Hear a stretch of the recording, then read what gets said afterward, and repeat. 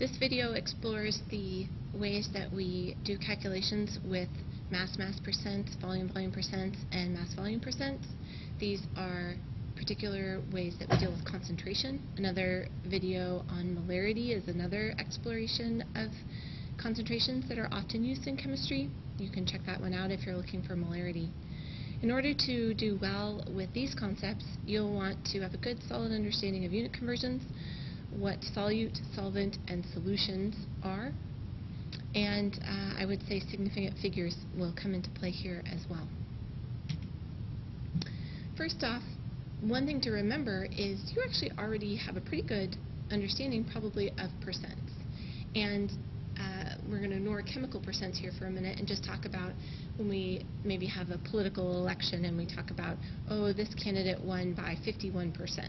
You know that that means 51 out of 100 voters voted for that candidate, while 49 out of 100 voters voted for the other candidate.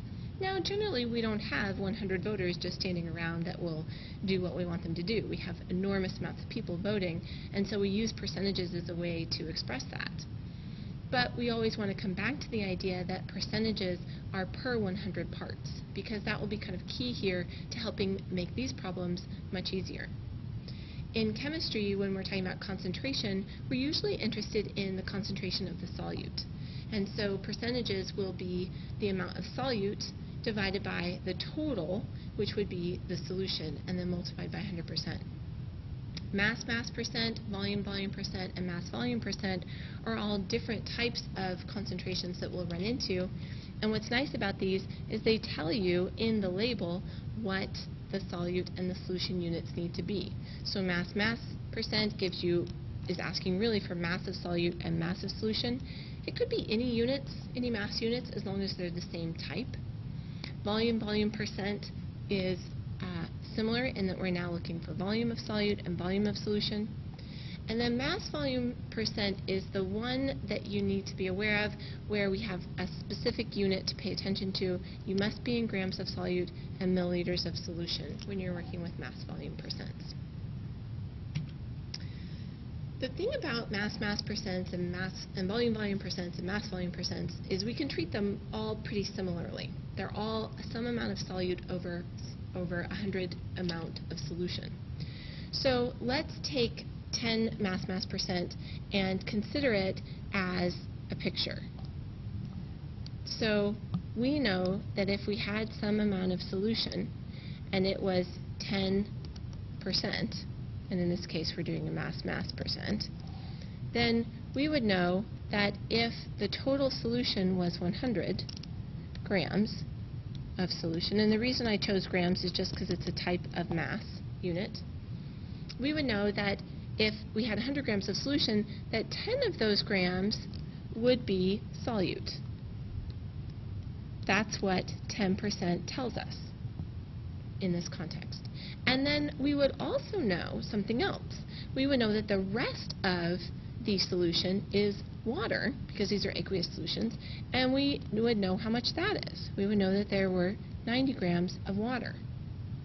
Now, this picture that I've drawn is pretty helpful because it takes my percent and helps me to know which part goes with solute, which part goes with water, and which part goes with solution.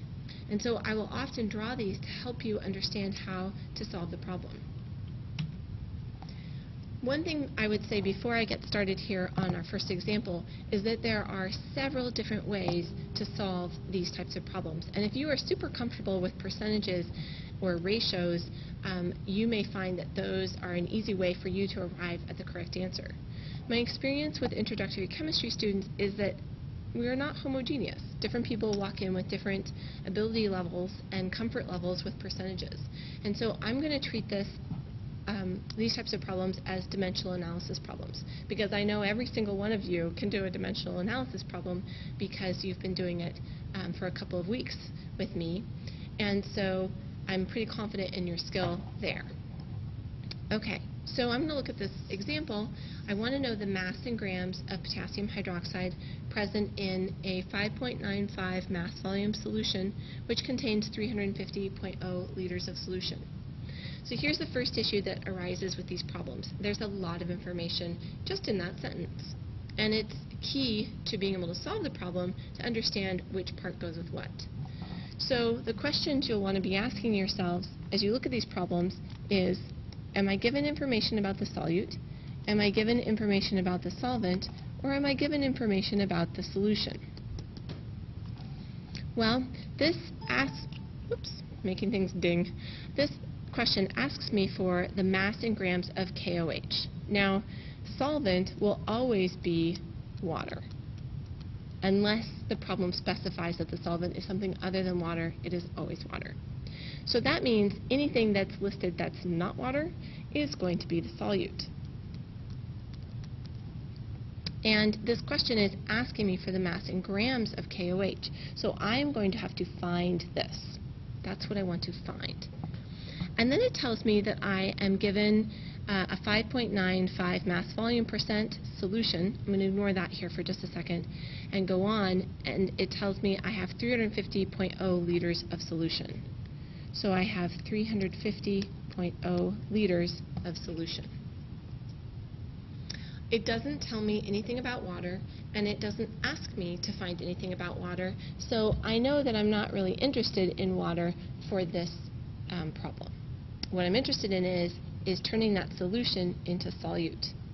And what's going to help me do that is, I'm going to start with my picture again. Here's my flask. And I'm going to draw a picture that helps me to represent what my percentage is telling me.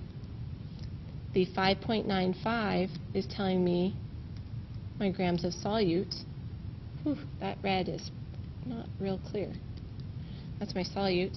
I know that in a percent, I will always have, always 100 grams of solution, because I'm just working with my percent here, and percents are always per 100.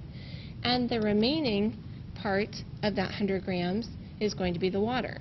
So 100 minus 5.95 will equal my water.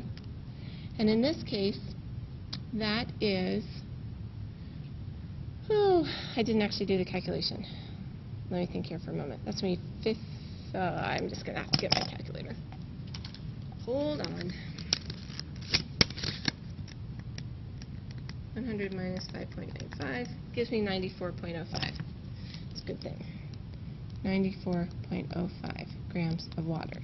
Now, we already identified that we don't actually need the water information here, but I want you to get in the habit of writing this picture, because you don't necessarily know what you might need, and so water might be useful. In this problem, we're given solution. So I have 350.0 liters of solution. I want to cancel out solution. So I go over here to my picture, and I see, where the heck is solution? Well, it's 100 grams of solution. And then the problem asks me for the mass in grams of KOH, and KOH is my solute, so I will put the 5.95 grams of KOH on the top. So if you were feeling percents were kind of scary, we just worked around that. If you were doing this as a percent problem, you're probably saying, why the heck is she doing this fancy fraction? I'm not. I'm just keeping it in the frame of reference of unit conversions for those of you who aren't as strong with percents. So once we do our math, oops, whoa, hold on. I just totally messed up. Let's erase. I was thinking I was dealing with the mass problem, and I was not, and that's why I didn't have my water in here. Oh, no wonder. This is a mass volume percent here. So I can say I have 100 grams of solution, and I can say I have 5.95 grams of, oh, wait a minute.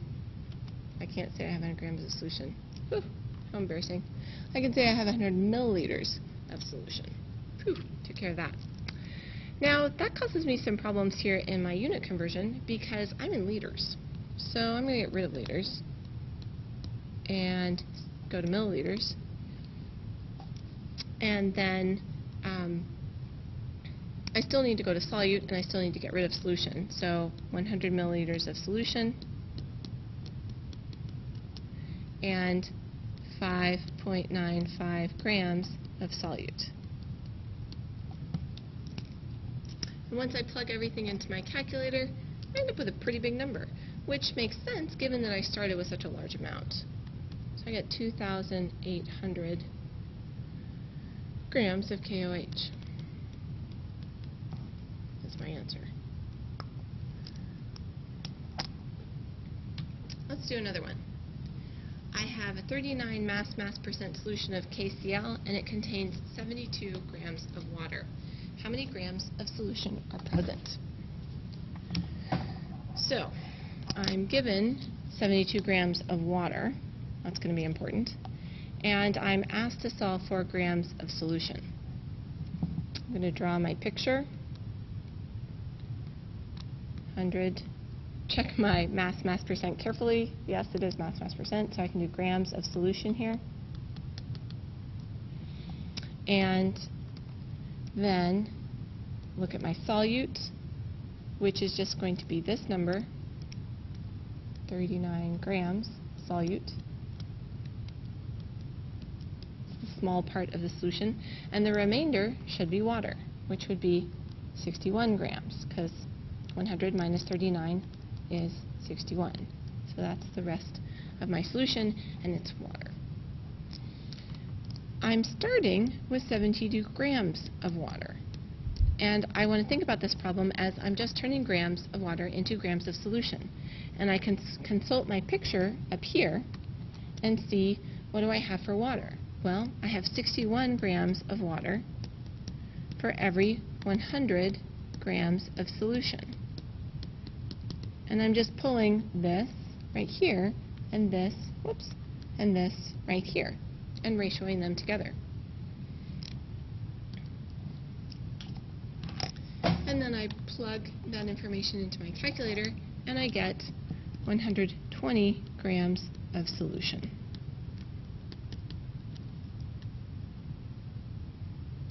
Box your answer. All right, our third example is a volume percent, and I have 720 milliliters of ethanol, and I need to know how many quarts of water. So I'm going to take my percent and turn it into my picture. Keeping in mind this time I'm in volume, and my volume units actually change here. I'm given milliliters of ethanol, but I'm asked for quarts of water. So I'm going to write my percent in milliliters with the understanding that eventually I'm going to have to change to quarts later on. So 100 milliliters of solution, because it's always 100 of solution, whatever it is. And my solute will be 6.97 milliliters. There's my solute. And my water will be what's left, which is 93.03 milliliters of water. So that 93.03 I got by taking 100 and subtracting 6.97. All right, so 720 milliliters of ethanol are given to me. Ethanol is clearly not water, so it must be solute. It's not solution, because it doesn't say solution. So when I look at my picture over here, my solute is 6.97 milliliters of ethanol. And I want to go to water, so I find my water piece in my picture, and it is 93.03 milliliters of water.